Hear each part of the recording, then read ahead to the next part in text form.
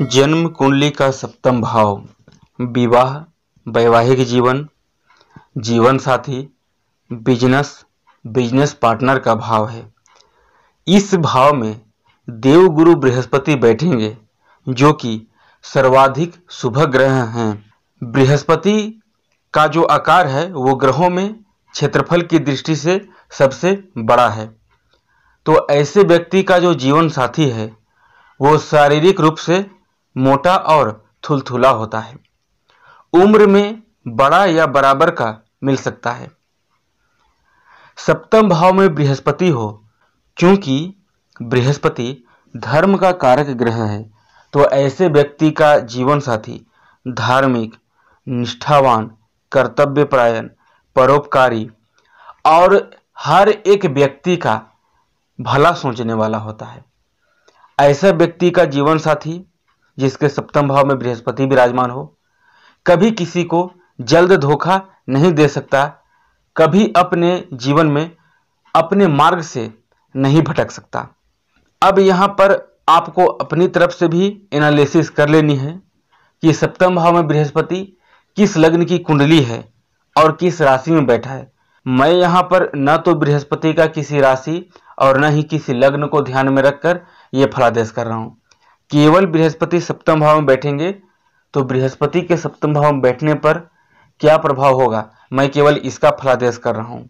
सप्तम भाव में बृहस्पति किस स्थिति में है, क्या सप्तम भाव में बृहस्पति उच्च का है, अपनी राशि का है, मूल त्रिकोण राशि का है, मित्र राशि का है, शत्रु राशि का है, नीच का है।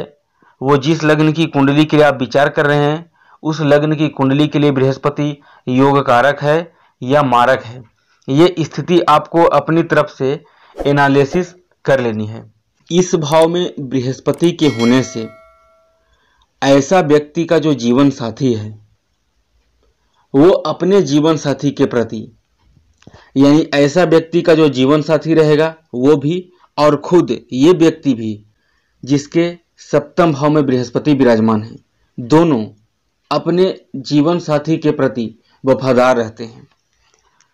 बृहस्पति के इस भाव में बैठने से इस व्यक्ति का विवाह के पूर्व चाहे कितना ही आर्थिक तंगी क्यों न हो, आर्थिक स्थिति उसकी कितना ही खराब क्यों न हो, विवाह के बाद ऐसे व्यक्ति का भाग्योदय जरूर होता है।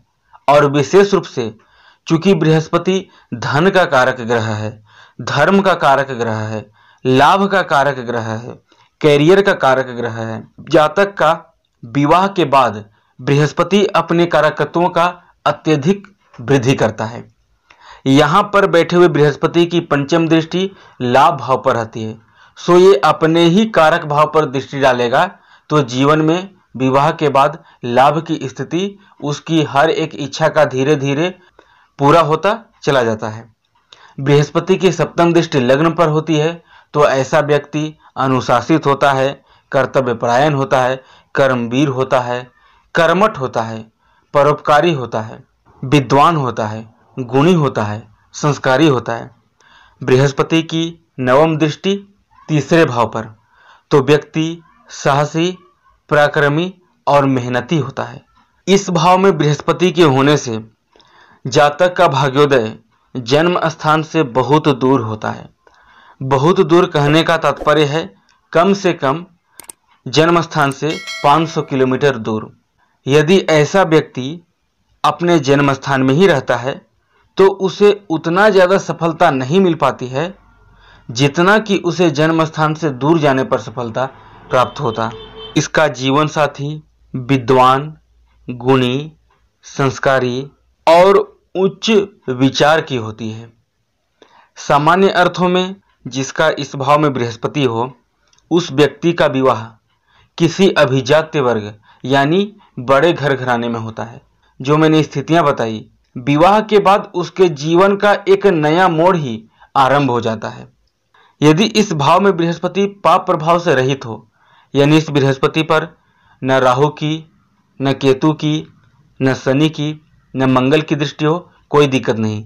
जैसे जैसे बृहस्पति पर पाप प्रभाव बढ़ेंगे वैसे वैसे बृहस्पति के शुभ फलों में धीरे धीरे कमी आनी शुरू हो जाएगी। और अगर ये बृहस्पति मान के चलिए कि चंद्रमा के साथ है, शुक्र के साथ है, बुध के साथ है, या बृहस्पति अकेला है, लग्न में चंद्रमा, बुध या शुक्र, तीन में से कोई एक या दो ग्रह बैठे हैं और उसकी दृष्टि बृहस्पति पर है, तो जो मैंने शुभ फल बताए वो फल आपको और ज्यादा मजबूत हो जाएंगे। ये जो इसका प्रभाव है वो और ज्यादा प्रबल हो जाएगा। तो यहाँ पर बृहस्पति सर्वाधिक शुभ ग्रह है, फिर भी इसके शुभाशुभ फल का ज्ञान कर लेना आवश्यक है।